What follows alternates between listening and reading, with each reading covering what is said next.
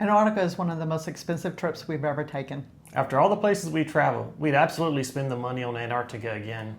But that doesn't mean Antarctica is worth it for everyone. So what are you actually getting for the money? And who is Antarctica really worth it for? Before we went, we thought we were paying for a cruise. We weren't. We were paying for access. Access to one of the last truly wild places on Earth. No cities, no roads connecting communities, no traditional tourism infrastructure, no crowds. On a normal cruise, a lot of what you're paying for is the ship. The restaurants, entertainment, pools, and the activities happening on board. Antarctica was completely different. The ship was important, but it was really the platform that allowed us to experience a place that would otherwise be incredibly difficult to reach. You're also paying for the expedition team, the Zodiac operations, and all the logistics involved in getting you safely off the ship and onto Antarctica. And when you look at it that way, you start comparing the cost differently. We stopped asking, is the cruise worth the money? And started asking, is having access to Antarctica worth the money? For us, that completely changed how we viewed the trip. The ship gets you there. The expedition team gets you ashore. The landings are why you go. Standing on Antarctica, watching penguins just feet away, listening to glaciers crack in the distance, those moments are incredibly difficult to recreate anywhere else. And this is where Antarctica becomes very different from some other places we've traveled. You aren't just looking at Antarctica from a ship. You're putting on your boots, you're getting into a Zodiac, and you're heading towards shore, and actually stepping onto the continent. Sometimes you're walking among penguin colonies, sometimes you're cruising between enormous pieces of ice, and sometimes you're simply standing there looking around and trying to take in where you actually are.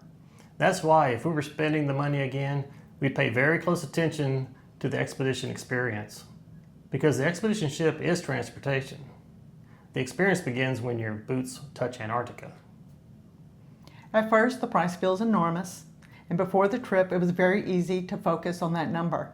We certainly did, but something interesting happened once we got there. We stopped thinking as much about what we had spent. Instead, we started thinking about an extra landing, one more Zodiac cruise, one more evening watching the whales, one more opportunity to get off the ship. And suddenly those opportunities became incredibly valuable because you realize you may never be standing in that exact place again. Weather can change, conditions can change. A landing can be altered or even canceled. Wildlife certainly doesn't follow a schedule. So when the opportunity was there, we wanted to take advantage of it. We visited incredible places around the world, but nothing prepared us for this.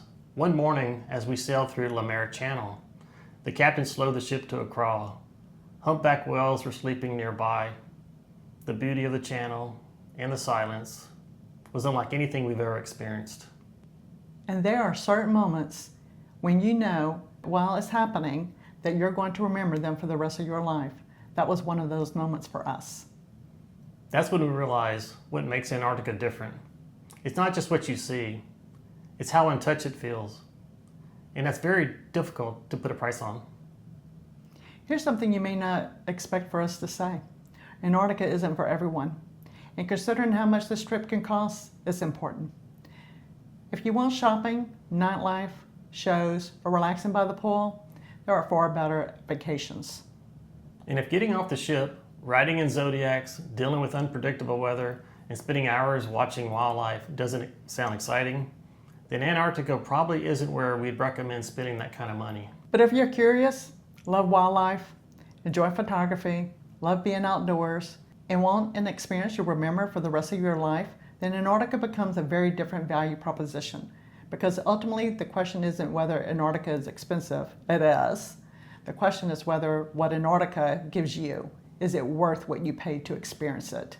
For us, it absolutely was. Would we do it again? Absolutely. Would we spend the money again? Yes. Would we take the time again? Absolutely. Would we cross the Drake Passage again? Ask me on a calm day. Knowing what's on the other side, absolutely. People often ask us, what's your favorite? That's a difficult question. But if they ask, what's one experience we spend the money on again? Antarctica's at the top of the list. It's one of the few experiences we recommend without hesitation for people who love nature, wildlife, and true adventure. It's expensive. It takes time to get there. The weather doesn't always cooperate, and the Drake Passage may make you question the trip. But years from now, we probably won't remember exactly what we paid. We will remember stepping onto Antarctica. We will remember the penguins, the seals, the whales, the ice, and that incredible silence. And that's why, for us, Antarctica was worth every penny. If you're planning your own Antarctica adventure, we've created an entire series to help you figure out exactly what's right for you, from choosing the itinerary and expedition ship to preparing for the trip. We're Desiree. And Michael. We're 100 countries and counting. Thanks for watching.